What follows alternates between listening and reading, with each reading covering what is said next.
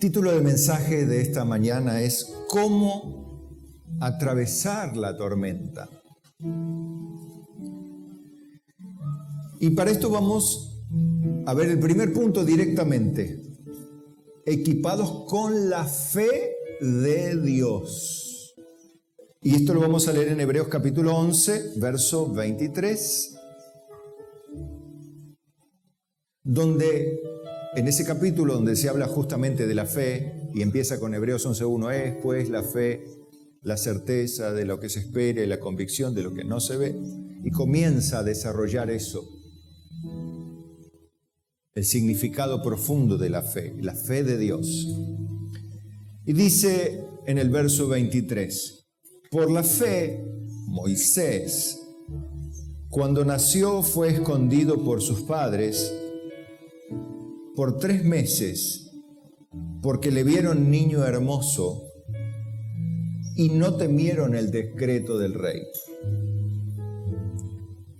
Por la fe Moisés, hecho ya grande, rehusó llamarse hijo de la hija de Faraón, escogiendo antes ser maltratado con el pueblo de Dios que gozar de los deleites temporales del pecado, teniendo por mayores riquezas el vituperio de Cristo que los tesoros de los egipcios, porque tenía puesta la mirada en el galardón.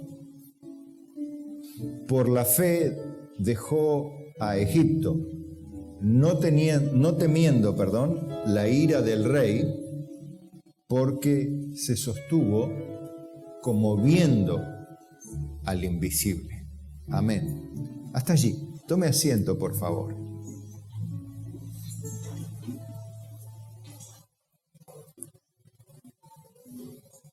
En este capítulo o en esta porción del libro de Hebreos se enfatiza muchísimo el valor y el poder de la verdadera fe en acción. La fe no es para cuando todo está bien en general, sino para que justamente cuando atravesamos los momentos difíciles de la vida, podamos seguir cumpliendo el plan y el propósito de Dios. Dios nos llamó a la salvación, a la santidad y ¿a qué más? Las 3 S's. Y al servicio. A la salvación, bueno, las otras 2 no, dice, puede decir alguno. Bueno, puede que no las quieras cumplir, pero que sos llamado a la santidad, somos llamados. ¿Cuánta santidad? ¿Qué es la santidad? La santidad es no pecado, por decirlo así. Entonces somos llamados al no vivir en ningún pecado, no en alguno, ni en ninguno. Y somos llamados a elegir si queremos o no queremos servir. ¿Sí? ¿O no? No, porque somos llamados a servir, a servirnos unos a otros, a servir, sirviendo así a Dios. ¿Sí? La Biblia nos llama a que no nos desalentemos, sino que tengamos la misma solicitud del principio, como lo hicimos sirviendo a los santos y sirviéndoles aún, dice Pablo. Esta es la forma de servir a Dios. No se puede servir a Dios sin servir a los santos. Es parte de un miembro de la iglesia del cuerpo de Cristo, lo decía la hermana Bere. No se puede. Si se sirve a Dios, necesariamente se sirve al pueblo de Dios, a tu congregación local. Si vos no lo haces así, no estás entendiendo el diseño de Dios, así como muchas personas no entienden el diseño de Dios para la familia. Crean otra de otro color, pero no el de la Biblia. Así muchos no están entendiendo, no digo acá necesariamente, pero muchas personas no entienden el diseño de Dios de la iglesia. Inventan otro parecido que les queda más cómodo a su naturaleza humana. Pero el estándar de Dios siempre es el mismo. El estándar de Dios no baja ni sube, siempre está en el nivel, la estatura de la plenitud de Cristo. Como leía, cito mucho a la hermana Bere, pero bueno, tiene la culpa por haber pasado. Yo escucho todo lo que cada uno de los que están aquí adelante dicen o cantan, ¿sí? Pero somos llamados a eso, a llegar a la plenitud de la estatura de Cristo, ¿no? Como diciendo, a la perfección de Cristo. Pero pastor, eso nunca llegaremos a hacer, pero en esa dirección debemos tender solícita y necesariamente, no opcionalmente o bueno, según lo mejor que me salga. Debe haber un compromiso, un esfuerzo, ¿sí? Ya vamos a ver el caso del atleta que corre legítimamente, o el soldado de Jesucristo, ¿qué sufre el soldado de Jesucristo? El buen soldado de Jesucristo. Penalidades. No está invitado a fiestas y a gozos continuos, sino penalidades. ¿Y el labrador qué hace? Trabaja y espera con paciencia, porque los frutos se tardan en venir a veces y hay que tener paciencia. Pero el labrador debe trabajar primero. No se puede esperar recibir sin haber hecho nada, mis amados hermanos. No se puede esperar cosechar si te olvidaste de sembrar. Hay un principio en la Biblia: el que siembra escasamente también cosechará. No esperes nada del pueblo de Dios, ni de la intervención del Espíritu Santo en el sentido de recompensas, si no hay esfuerzos aplicados antes. Si bien las recompensas son de gracia, porque Dios no nos debe nada, son recompensas que nos llevan y nos motivan a cumplir nuestras responsabilidades, no son deudas de Dios, son privilegios de Dios que podamos recibir recompensas de nuestro esfuerzo, sacrificio y compromiso. Eso nos lo concede Dios. Diga conmigo, me lo concede Dios. No es que me lo gano, sino me lo concede recibir. Me lo concede, es una concesión. Y el sufrimiento en la Biblia es por la causa de Cristo. A ver, pregunta fina. ¿El sufrimiento en la Biblia es el resultado de mi cristianismo o una concesión de Dios a causa de mi cristianismo? Es una concesión. Dios me concede, me permite sufrir por la causa de Cristo, porque esa es la voluntad de Dios para nuestras vidas. No es el resultado meramente, es el resultado, pero fruto primeramente de una concesión divina. Sí, así como la salvación es un regalo, el sufrimiento por la causa de Cristo es una concesión. Claro, esto va en contra del evangelicalismo barato, de todo por 2 pesos. Ya no diría todo por 2 pesos, no todo por $2, vamos a decir así, ¿no? La verdad que ni me acuerdo de ese billete, ya ese azul, ¿no? Ni la moneda, ni nada. Dios mío, ¿hasta dónde estamos? Sálvanos, Señor. Amén. Bueno, hermanos, los papás de Moisés estaban en un aprieto ellos, porque a los chiquitos los iban a retar, ¿o no? Los iban a matar. Es algo horrendo. Piensen nomás en los bebés, ¿no? Piensen en los bebés. Ay, un bebé, por Dios, es lo más delicado que uno puede tener. Bueno, así con esa sangre fría y esa maldad, se manda a matar a niños, como lo hizo Herodes también. Qué sangre fría, ¿no? Qué animal no diría, animal sería una bendición, decía alguien, ¿no? Qué criatura abominable, diría yo. Infernal, la persona que manda a matar y hacer sufrir niños. Sin embargo, por la fe, no por valientes, corajudos, sino por la fe lo escondieron a Moisés porque vieron que era un niño hermoso. ¿Esto qué quiere decir? ¿Niños feos hay que matarlos? No, obviamente, ¿qué significa esto? Era niño hermoso. Que evidentemente vieron en Moisés algo por lo cual dar la vida, y sin duda ellos no se daban cuenta, los papás, pero Dios estaba en el medio. Esto de ver un niño hermoso les dio como, no, ¿cómo vamos a entregar a nuestro hijo si es Dios, nuestro Dios? Y tuvieron fe de Dios y lo guardaron 3 meses. Bueno, usted sabe que inclusive ¿usted tiraría a su bebé al río en una canasta? Bueno, ellos lo hicieron por salvarle la vida.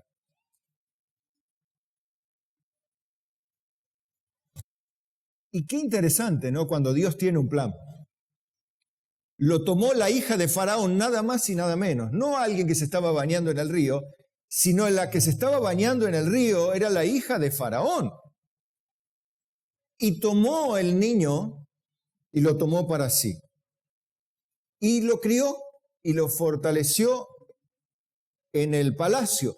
Pero lo más interesante, que al niño ni la mamá le faltó, porque fue a buscar a la mamá para que se lo cuide, sin saber que la mamá era la mamá. ¿Quién puede hacer ese tipo de provisión sobrenatural para un niño? Dios. Y cuando el niño Jesús fue llevado a Egipto por José y María, cuando fue de una manera u otra llevado, ¿cómo podría salvarse ese niño? O que la maten a María por estar embarazada estando comprometida, sí, pero no casada en matrimonio formalmente. Recuerde que el compromiso en la época de María era mucho más que el noviazgo nuestro hoy. Era un compromiso, casi un matrimonio era, ya estaba el matrimonio, faltaba solamente formalizarlo. Digámoslo así, como para compararlo. En Dios, ¿no? Es como cuando muchos se casan por el civil y después a través de la bendición pastoral. Bueno, ellos estaban en el medio, digamos así, ¿no? En esa semana, en esos días en que formalizaban. Bueno, ya había un compromiso legal ante el pueblo judío. Y María, estando embarazada en esa condición, la ley mandaba a apedrearlos. La ley era así, pena de muerte para el sexo fuera del matrimonio dentro del pueblo de Dios. Poca cosa. O sea, ¿será que para Dios es serio el tema del matrimonio? Evidentemente sí, porque poner una pena así, para Dios es serio. Para el mundo no lo es. A veces para los cristianos tampoco lo es, pero para Dios sí lo es. Pero hoy no se pena. En Sodoma y Gomorra sí se penó. Lo que pasa es que hay un tiempo para todo. Dios es Dios. ¿Dios cambia? ¿Para Dios hoy el matrimonio tiene menos valor? ¿Pero por qué no es apedreada la gente? Bueno, porque Dios en su gracia concede tiempo, no baja la vara. ¿Concede tiempo para qué? Para que nos arrepintamos, simplemente, nada más. O sea, Dios no baja ninguna vara, Dios la mantiene siempre alta, ¿sí? Por eso nosotros decimos, wow, Señor, ¿tú eres Dios? Sí, amén. Sí, y ayúdame, Señor, a hacer lo que tú quieres que sea y ponerme bajo tus manos, Señor. Fíjese que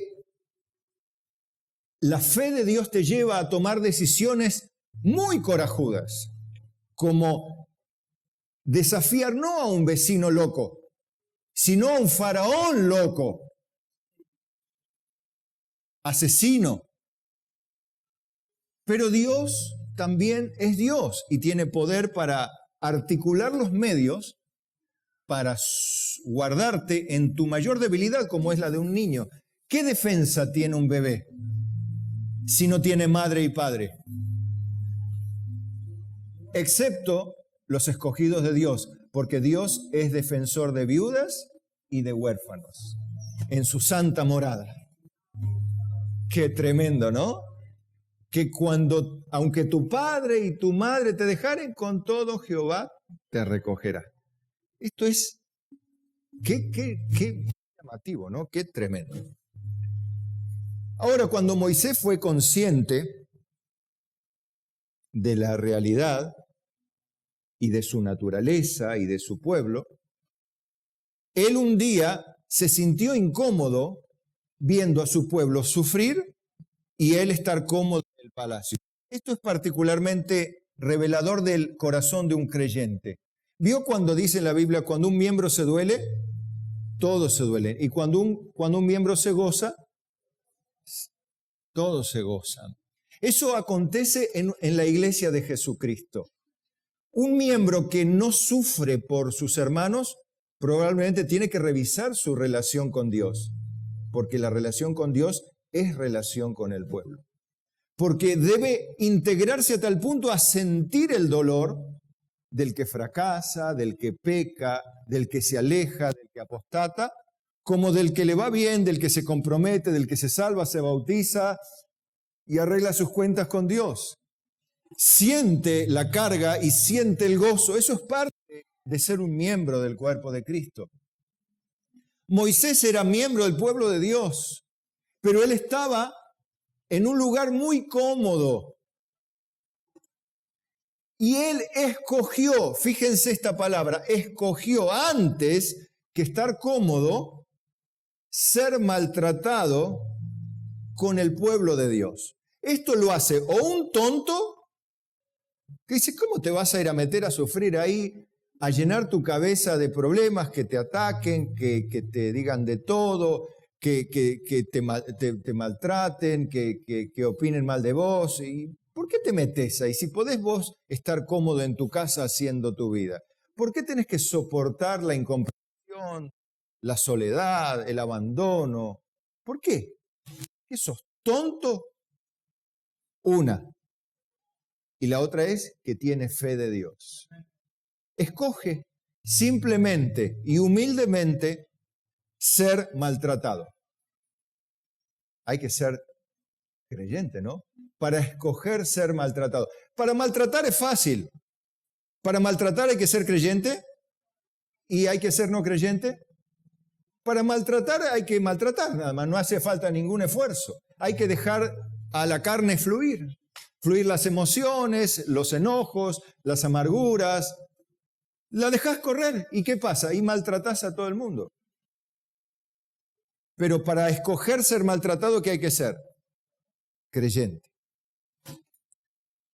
Antes que gozar de la comodidad y los deleites que provee este mundo. O este mundo no provee deleites. No digo que sean pecado, ¿eh? Hay deleites. ¿Cuáles son los deleites, por ejemplo, que no son pecado? Dígame usted, a ver. La comida. Y si me como 2 kilos de asado, ya es gula, ya no es deleite. O sea, pasa la... Bueno, ¿y el sexo? ¿Es del diablo o de Dios? En el matrimonio es de Dios. ¿Y fuera del matrimonio? No lo es. Bien. Bueno, entendemos. ¿El deleite es invento de Satanás o invento de Dios? De Dios. Ahora, fuera de su ley, se utiliza para hacer daño, ¿sí? Y convertir la humanidad en lo que vemos hoy. Una humanidad que persigue el placer a como dé lugar. O sea, ustedes saben que lo ideal de este mundo, ¿qué es? Pasarla bien. A como dé lugar. Inclusive si me tengo que divorciar, si tengo que echar por la borda a alguien o pisotear a alguien, yo tengo que estar bien. Esa es la meta. Eso dice el mundo. Pero la Biblia dice otra cosa. Escoger ser maltratado con el pueblo de Dios. Antes que los deleites temporales. ¿Por qué son temporales? Y porque el pecador no dura para siempre. Pero el que hace la voluntad de Dios permanece para siempre.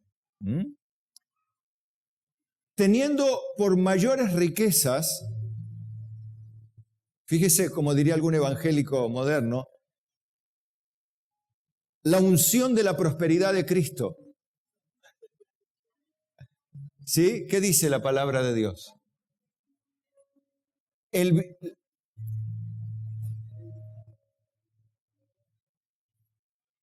Las riquezas, dice la Biblia, mayores riquezas, el vituperio de Cristo. ¿Qué es el vituperio?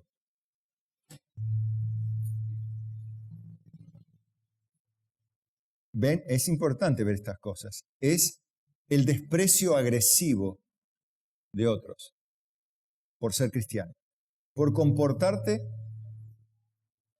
rectamente, vivir en santidad, por hacer y ser lo que Dios manda. Eso trae el desprecio de los que no quieren vivir así.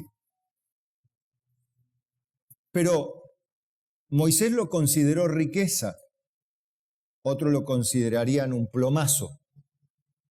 Fíjese, eso es fe. Por eso ahora usted entiende por qué las personas naufragan muchas veces en la vida cristiana, porque no tienen la fe de Dios. Tienen la fe cuando todo está bien.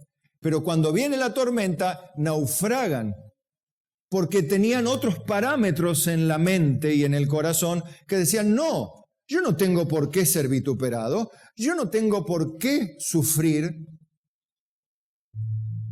ni ser maltratado, tengo derechos. Eso pensamos en el mundo, pero en el pueblo de Dios se piensa de otra manera. Se busca tener una mentalidad de esclavos para ser verdaderamente libre.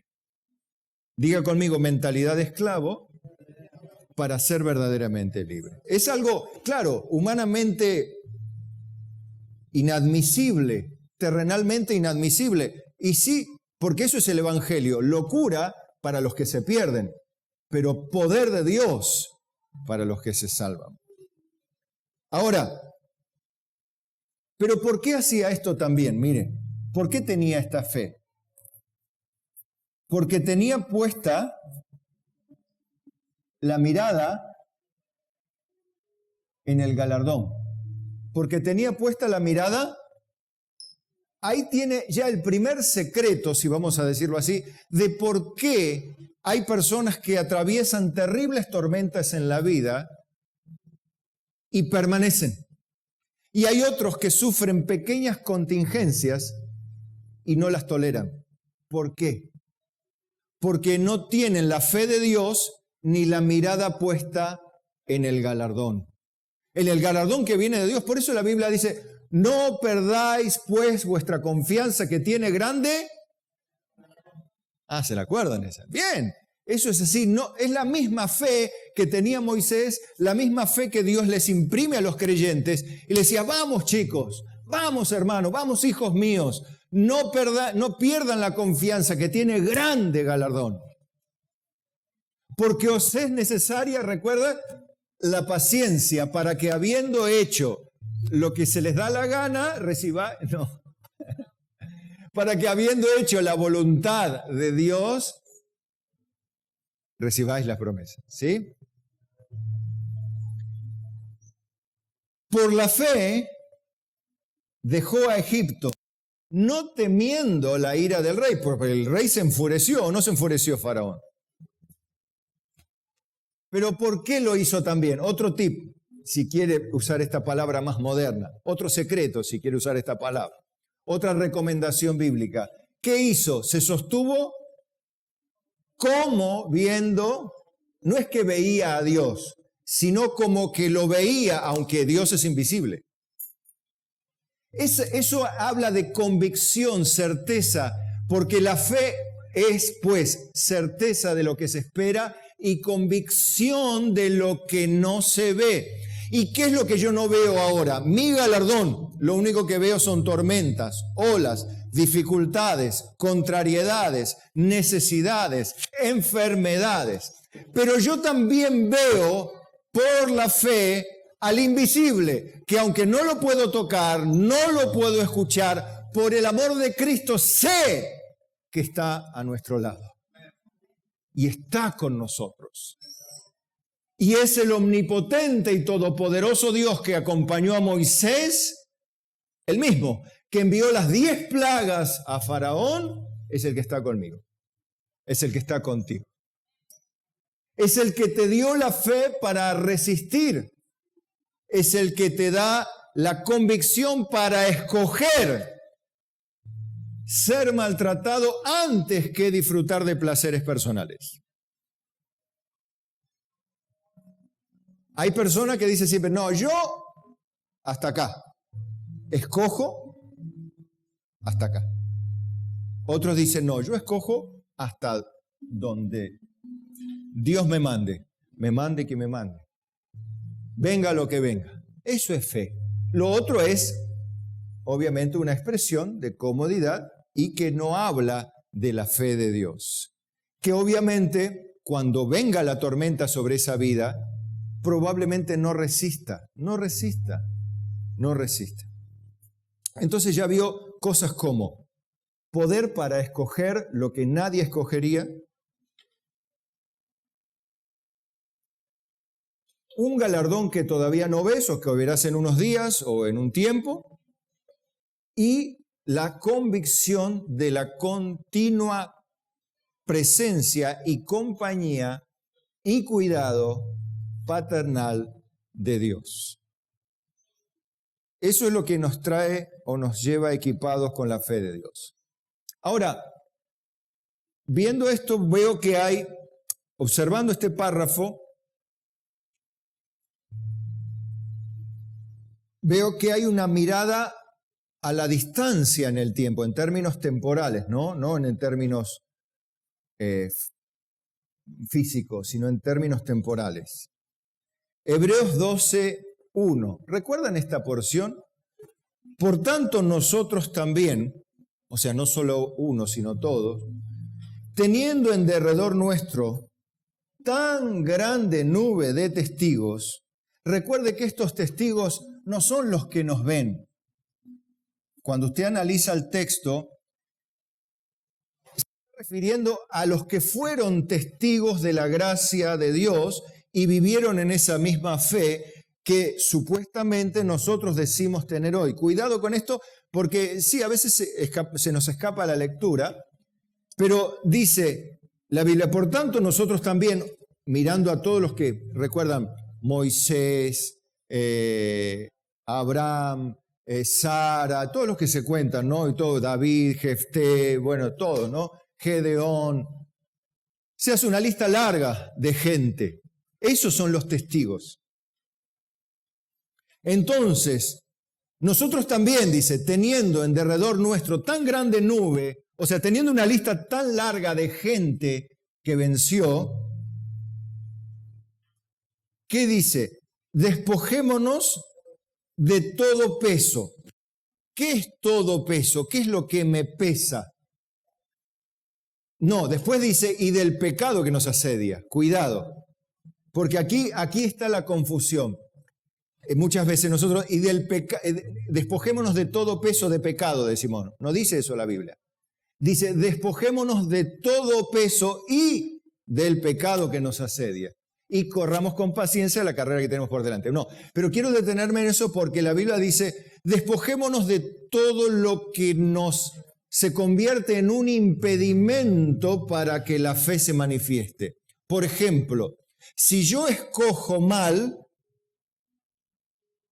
por ejemplo, un deleite, un placer, estoy por allí y dice, bueno, pero este placer no es pecado, correcto.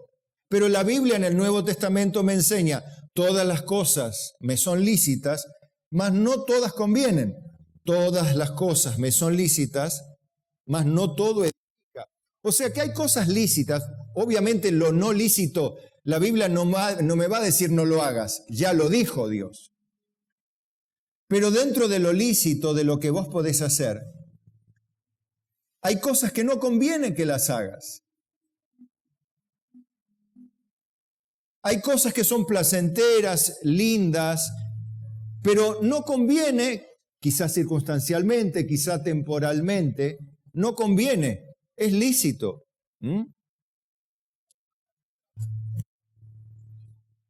Y vos debés ver, algo que para mí es lícito, conviene que lo hagas, se convierte en un obstáculo para el reino. ¿Lo que yo hago le edifica al pueblo de Cristo o les de tropiezo? Mi libertad en Cristo les de tropiezo a los hermanos. Por ejemplo, siempre damos el caso del vino.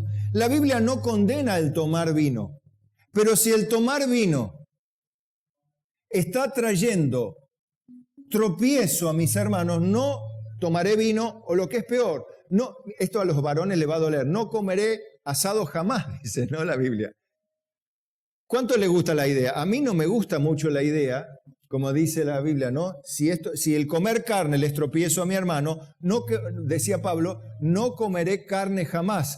No está esto medio, ¿no te pone medio triste decir, bueno, pero yo tengo que escoger no comer carne? Y si le des tropiezo a mi hermano, no comeré asado jamás. Ay, pastor, pero eso para mí es sacrilegio.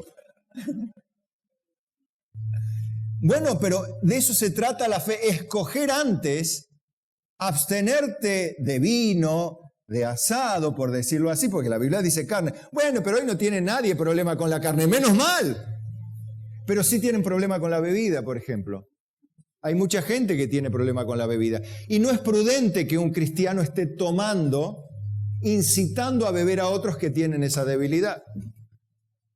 Y después convirtiéndose el cristiano en una vergüenza. Dice, este es cristiano y mira cómo está.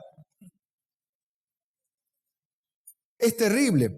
Por eso a mí me ven que no acepto de nadie bebidas alcohólicas como un ejemplo. ¿Que está mal que tome? No. Pero ¿para qué voy a poner en juego el criterio que se puede, no se puede? Y otras cosas así. Bueno, pero yo creo, ya sé que lo que vos crees, bienaventurado el que no se condena lo que aprueba, dice la Biblia. Ahora, bueno, yo apruebo el sexo ilícito. ¿Eso está bien? No.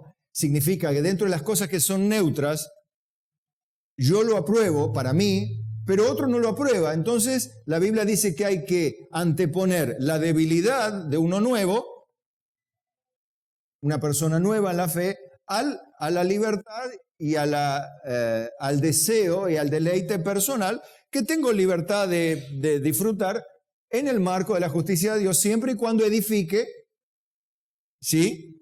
O traiga beneficios. Pero si es de tropiezo, no debo hacerlo. Esa es la voluntad de Dios. Y esto es fe, hermanos. No es legalismo, es fe. Porque por la fe yo escojo estas cosas. Parecen muy sonsas, pero muestran justamente muestran la fe. Yo puedo gastarme la plata en lo que quiera, pero ¿es así de simple? Bueno, pero yo con mi plata hago lo que quiero. ¿Está bien ese pensamiento? ¿De veras? Para pensar, ¿no? Cada uno, bueno, pero yo soy libre. Claro que sos libre. Esa libertad, ¿las estás usando bien? ¿Para edificar?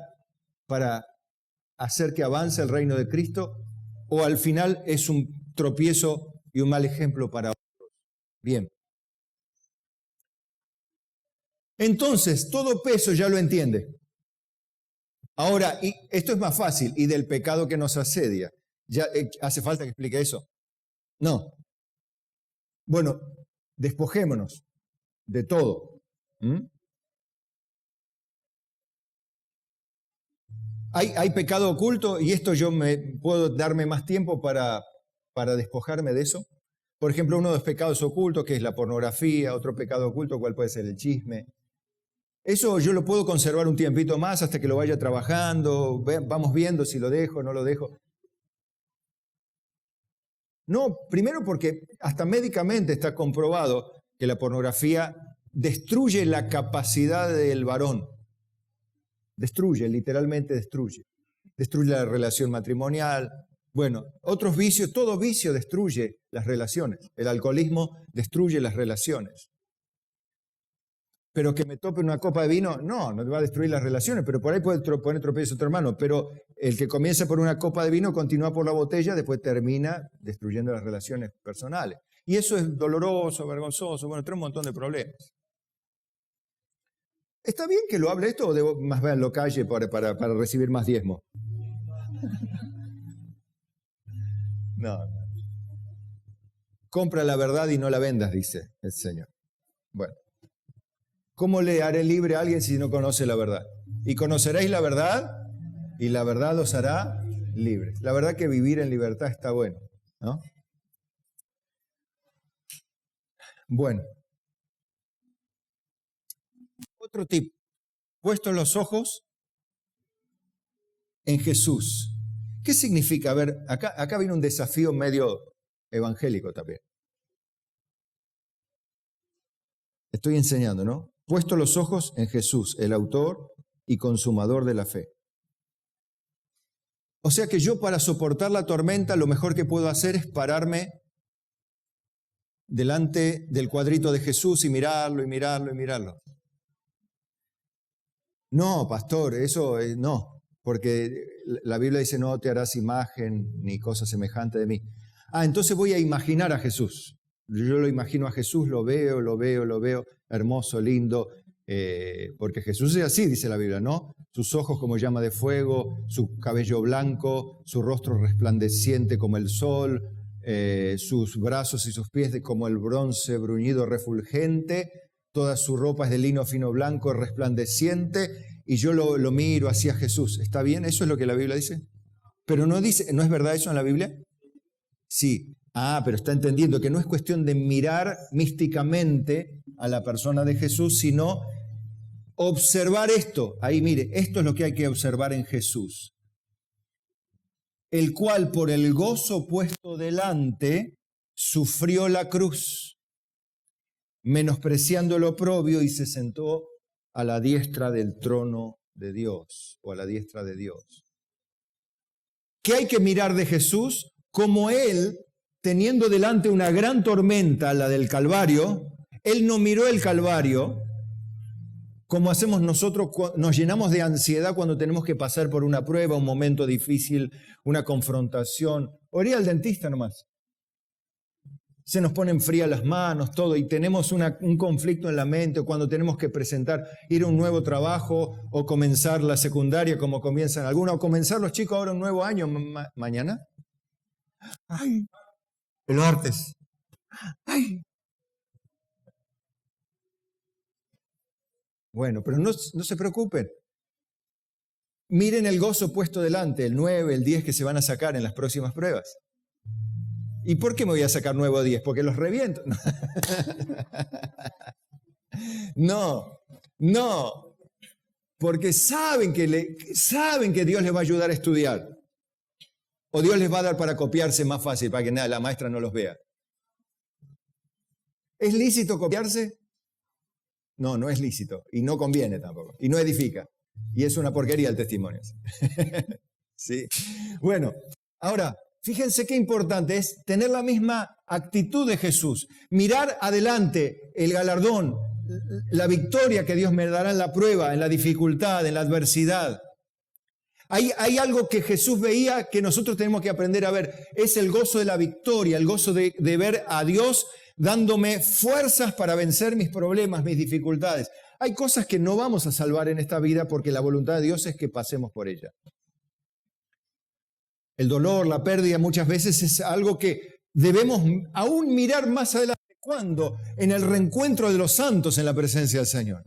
Eso tenía el Señor. ¿No se dan cuenta que Jesús no miraba cuando Él resucite? Él no miraba con gozo la resurrección. No, el gozo de Él era traer muchos hacia sí. No era el gozo de que iba a resucitar. Ese no era el gozo del Señor. El gozo del Señor era que muchos iban a ser creyentes con Él. ¿Se dan cuenta? Fíjese qué interesante. Considerad otra vez aquel que sufrió tal contradicción de pecadores contra sí mismo. Fíjese que la Biblia nos llama a soportar agravios, denuestos, desprecios, malos tratos, abandonos. Nos llama a eso, pero hacerlo con paciencia, sabiendo que Dios tiene una recompensa y un galardón. Pero es la única forma de atravesar, porque usted vio el título del mensaje. ¿Cómo es el título del mensaje? ¿Cómo atravesar la tormenta? Si usted no pone esto en práctica, le prometo delante de Dios, en el nombre de Jesucristo, y la Virgen María que está en el cielo, si quiere, que no va a atravesar la tormenta. Necesita usted considerar a aquel que sufrió tal contradicción de pecadores contra sí mismo para que vuestro ánimo no se canse hasta desmayar.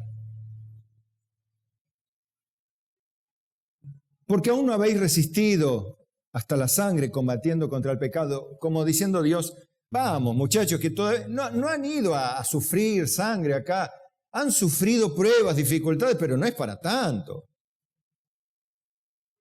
O sea, a veces nos quejamos de lleno nosotros, ¿no?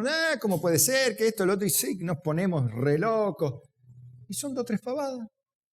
O sea que en comparación con el dolor y el sufrimiento, nosotros somos los que multiplicamos y magnificamos nuestros problemas. Y magnificamos las circunstancias, el entorno. O sea, somos nosotros los culpables. Es nuestro propio pecado el que nos hace desmayar. No es la culpa del entorno. El entorno es el entorno en el que Dios nos pone. ¿O usted no piensa que Dios es el que administra sus tribulaciones?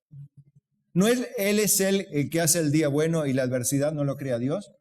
¿Y qué le vamos a echar la culpa a Dios? Señor, este día de porquería que me diste. Bueno, eso hace el creyente flojo. Se queja contra Dios, pone el grito en el cielo. Pero el creyente verdadero pone sus lágrimas en la tierra. ¿Entiende la diferencia? Una es la actitud de humildad y la otra es la actitud de soberbia. Y ahí se muestra la verdadera fe. Dice, ¿por qué aún no habéis resistido contra la sangre, hasta la sangre combatiendo contra el pecado? ¿Y ya habéis olvidado la exhortación que como a hijos se os dirige, diciendo, hijo mío, no menosprecies la disciplina del Señor, ni desmayes cuando eres reprendido por Él? Como diciendo, muchos se ofenden por la reprensión del Señor. Muchos se ofenden por el trato en el que Dios los pone. Muchos se ofenden por el problema que tienen en la iglesia. ¿O no? ¿Y quién te puso en la iglesia? Dios. No menosprecies, porque Dios está tratando tu carácter, está tratando tu vida, está tratando nuestros orgullos, está tratando con nuestras soberbias, con nuestra autosuficiencia, con nuestro espíritu independiente, con nuestra intelectualidad vanagloriosa. Dios está tratando con todas esas cosillas que no son bíblicas, pero es Dios. Dios dice, no menosprecies ese trato. No, yo no quiero saber nada. Bueno, me voy, listo.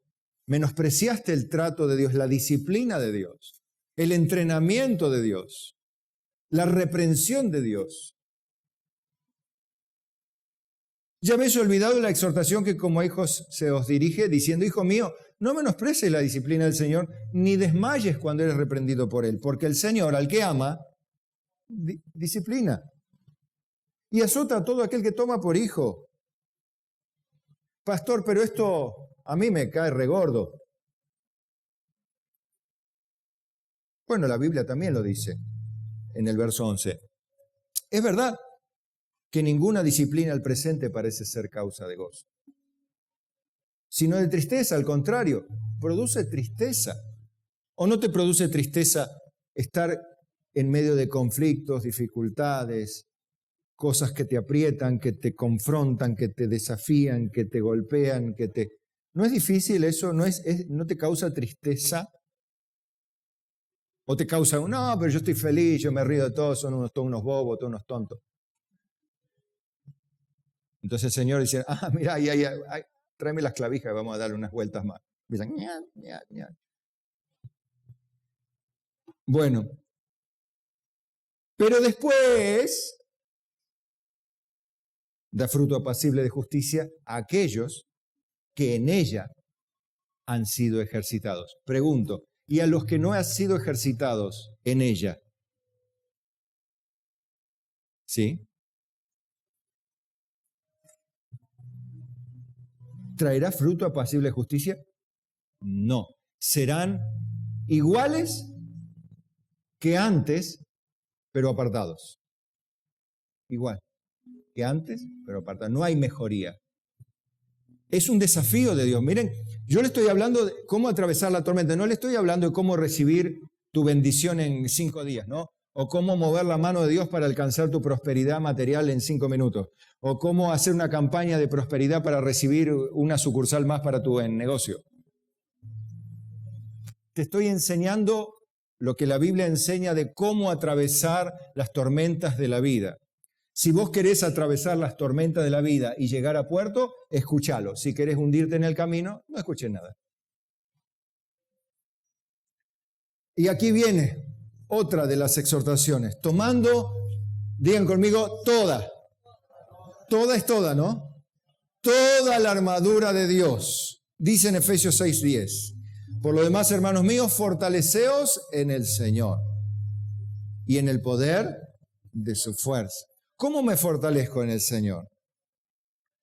A través de la transformación que produce su palabra, las convicciones como las de Moisés, que él se sostenía como viendo al invisible, como la de los papás de Moisés que no les importaba la muerte, sino que cuidaron a su hijo y lo pusieron en el río, que se lo podría comer un cocodrilo, no sé, qué sé yo, se me ocurre, ponele. Pero no se lo comió un cocodrilo, fue a parar a la casa de Faraón, tuvo una mejor suerte. ¿Por qué? Porque Dios estaba en el plan. ¿Por qué Moisés no temió la ira de Faraón? ¿Por qué? Porque él estaba convencido. Entonces, evidentemente, eso es fortaleza en el Señor. No es decir, no, yo confío en el Señor. No es así solamente, sino que eso se tiene que ver en la prueba. Vestidos de toda la armadura de Dios, atento a esto, para que podáis estar firmes contra las acechanzas del diablo. Porque no tenemos lucha contra sangre y carne, sino contra principados, contra potestades, contra gobernadores de las tinieblas de este siglo, contra huestes espirituales de maldad en las regiones celestes. ¿Contra qué estamos luchando? ¿Contra personas? No, contra legiones de demonios. Pero pastor, yo me enfrento todo el día con unos agarradas con las personas. Claro, porque los demonios se manifiestan a través muchas veces de las personas, de las circunstancias, de las enfermedades, de las dificultades, de los hombres malos, y de diferentes formas se manifiesta el diablo también. No se manifiesta, no se aparecen los demonios en casa simplemente visitarte como sombras oscuras a la noche o hacer ruidos en tu casa. Eso sería lo de menos, porque hay que echarlo al diablo y listo. El tema es otro, que los demonios se manifiestan de manera solapada, a veces a manera de tentaciones o grandes ofertas, grandes proposiciones. Yo les cuento siempre, yo los días que iba a ser llamado al pastorado, me aparecieron las ofertas laborales más impresionantes de toda mi vida en el campo de la ciencia y la electrónica. Era increíble cómo llovían propuestas genuinas, porque no era de gente mentirosa, falsa. Dice, ¿cómo puede venirme esto ahora? Que yo voy a abandonar mi trabajo, voy a dejar mi trabajo secular, mi compromiso en el negocio familiar, voy a dejar y voy a dedicarme a tiempo completo a la obra de Dios. ¿Cómo hago yo ahora con toda esta oferta de trabajo? ¿Y qué escogí yo? No estaba ninguno de ustedes. Yo escogí una iglesia vacía en Córdoba. ¿Se dan cuenta? Pero no lo hice yo, porque ustedes saben que soy un hombre exigente y muy conservador. Yo iba a conservar mi trabajo, mis compromisos laborales, iba a cumplir con ellos y jamás me iba a mudar de ciudad por la locura de ir a una ciudad donde nadie conocía a plantar una obra en el año 2001, 2002, que estábamos como hoy y con 2 hijos chicos.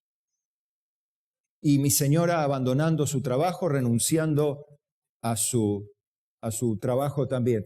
¿Quién lo puede hacer? Tiene que ser un demente que tome decisiones en medio de la tormenta así, o alguien que tiene la fe de Dios. Evidentemente no era mi fe, se los puedo asegurar, porque yo era otra persona. No sé por qué vine, pero hoy me gozo porque veo el galardón.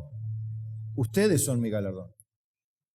Ustedes son mi gloria también, porque muchos alaban la obra de Dios a mí, pero no a mí, sino a Dios, ¿no? Pero por los buenos hermanos que son muchos de ustedes. No hablo de los malos, sino de los buenos. Por lo cariñosos que son muchos de ustedes.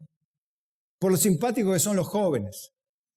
Por lo amoroso que son muchas mamás, muchas hermanas. Lo comprometido que son muchos de ustedes, porque en otras iglesias son un desastre las personas.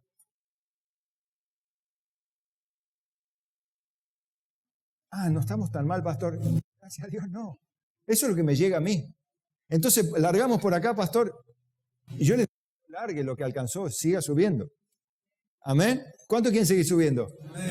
Bueno, compromete con su hermano, con su iglesia, pero en serio, no legalmente, sino de corazón.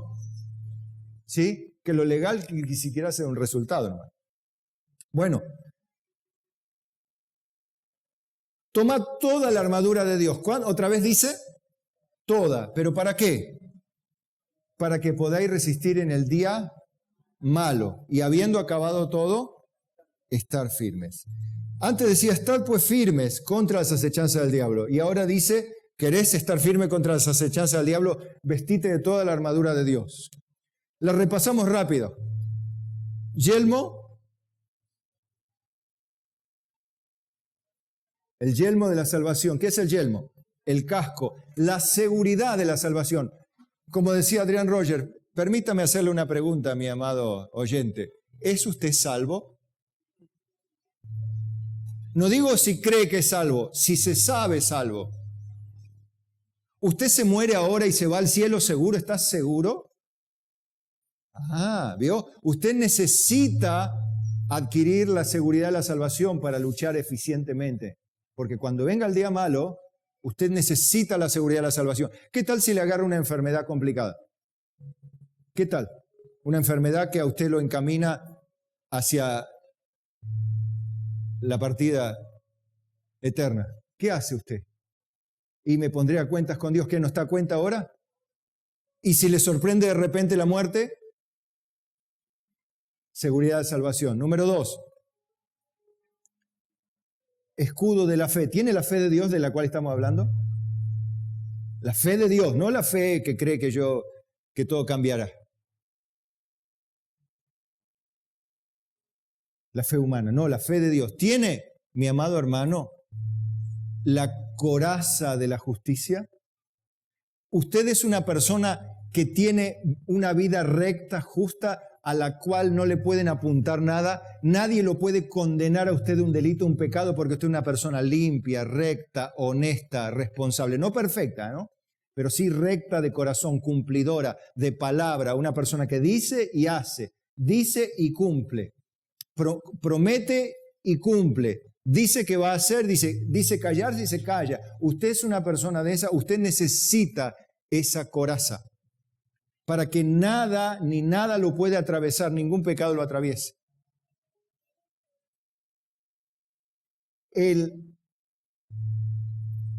Están ceñidos sus lomos, su cuerpo, espiritualmente hablando, ¿no? Con la verdad, ahí viene un punto brutal. ¿Usted es una persona que tiene la teología de la Biblia bien clara? Porque es un gran peligro en un mundo lleno de herejías y falsas doctrinas y muchas cosas dice el Señor en este tiempo. Lo digo entre comillas e irónicamente. ¿Usted está ceñido con la verdad? O sea, la verdad está abrazando su vida y protegiéndolo, conteniendo toda la armadura. ¿Usted es teológicamente centrado, aplomado, seguro, tranquilo? ¿Usted sabe que está en una iglesia bíblica? Una iglesia donde se predica la verdad. ¿Usted practica la verdad? ¿Está convencido de la verdad? Pregunto, ¿usted puede explicar la verdad?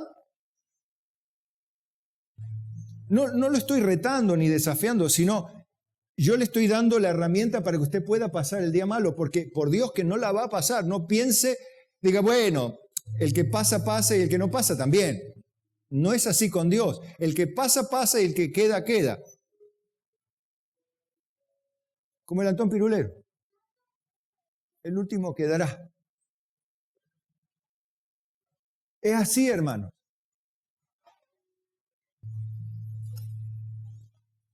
¿Usted quiere pasar por la tormenta y estar firme después? Vístase de toda la armadura de Dios. Y el apresto de los zapatos del Evangelio de la paz. ¿Usted tiene disposición a predicar el Evangelio? ¿Usted tiene predisposición a sostener el ministerio que nosotros sostenemos aquí en Tolosa 2379 hace 22 años? La radio hace 20 años que va a cumplir el 31 de marzo, 20 años en el aire. ¿Usted está dispuesto a sostener a cargar mensualmente con el ministerio del Evangelio predicándose a los cuatro vientos, o diga, no, bueno, de vez en cuando yo puedo, cuando me sale. Usted, porque es parte del llamado de Dios, ¿usted está dispuesto? Porque si no está dispuesto, el trabajo Dios se lo dará a otro. Finalmente, o redondeando, esto es confiar en Jesucristo, pero confiar siempre. Isaías, mire qué lindo, 32:2, ¿cómo habla de Cristo? ¿A cuánto le gusta cuando la Biblia habla de Cristo? Y si es de lo único que habla, prácticamente. Toda la Biblia habla de Cristo, por eso me gusta leer la Biblia. Por eso te tiene que gustar a vos, porque cuando agarrás frases como estas, y dice, y será aquel varón como escondedero contra el viento, y como refugio contra el turbión. ¿Qué es el turbión? Lo que llovió el miércoles, eso es el turbión. ¿Vio cómo llovió? A mí otra vez se me entraba el agua dentro de la casa, de tanto, los desagües no daban. Bueno, y será que el varón escondedero contra el viento y como refugio contra el turbión, como, por otro lado, como arroyo de aguas en tierra de sequedad, como sombra de gran peñasco, una gran piedra, en tierra calurosa. No hay nada mejor que conseguir un cachito de sombra cuando hace un calor de perro, o de locos, como quieras llamarlo, pero es calor, ¿no? De 42 con 80 de humedad. ¡Qué lindo!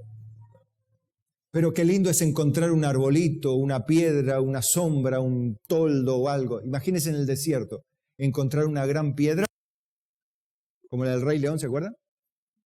La piedra del Rey León. Bueno, está en el desierto esa piedra, bueno. En serio le digo, la piedra del Rey León, así. Meterse abajo. ¡Ah, qué lindo! Qué sombrita debe haber ahí fresca en la piedra, ¿no? En medio de 50 grados en el desierto. Bueno, eso es lo que es Cristo. Un gran peñasco, un refugio, agua fresca en la tierra seca. Donde aguas no hay, ahí Él es arroyo. Él es refugio contra la tormenta, el viento. Por eso, aunque no lo veían actuar, cuando estaban en la barca le decían, Señor, sálvanos, que perecemos. Y el Señor cuando se levanta les dice, tranquilo muchachos, está Jesús con ustedes. ¿Qué les dice? Ay, ay, ay, ay. ¿Por qué dudan hombres de poca fe? ¿Dónde está vuestra fe? Les dice el Señor. ¿Dónde está la fe? Los reta el Señor.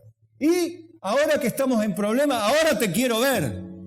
Agarrate, Catalina, le dice. No había ninguna Catalina, pero bueno. Ahora te quiero ver en la tormenta. Y Jesús nos reta. Eso para que sepas que Jesús no está con sensiblerías. Bueno, vení, ya va a pasar, hijo. Ya se va a pasar este problema, ¿sabes? Vamos a orar un poquito y ya vas a estar bien. ¿Sabes, papá? Tranquilito, ¿ves? Vamos, arriba. Vamos al cultito, vamos a la iglesia, hijo, vamos. Hace 8 meses que no vení, pero vamos. ¿Usted pensás que el Señor va a decir así? Estoy hablando irónicamente con alegría, no estoy acusando a nadie, pero ¿te pensás que el Señor va a andar con sensiblería? El Señor va a decir, ¡vamos!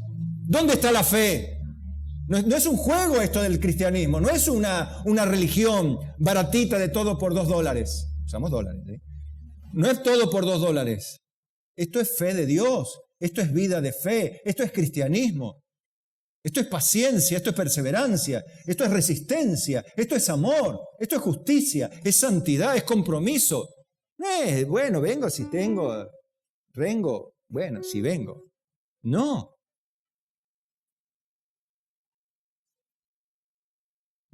Por eso el Salmo 34 me anima a convertirlo en una excelente oración para vos. Cuando estás mal, en vez de poner el grito en el cielo, lee este salmo. Agarrá el Salmo 34 y si querés todo o en esta parte, que dice, busqué a Jehová y Él me oyó y me libró de todos mis temores. Los que miraron a Él fueron alumbrados y sus rostros no fueron avergonzados. Este pobre clamó a Jehová y le oyó Jehová y lo libró de todas sus angustias. El ángel de Jehová acampa alrededor de los que le temen y los defiende.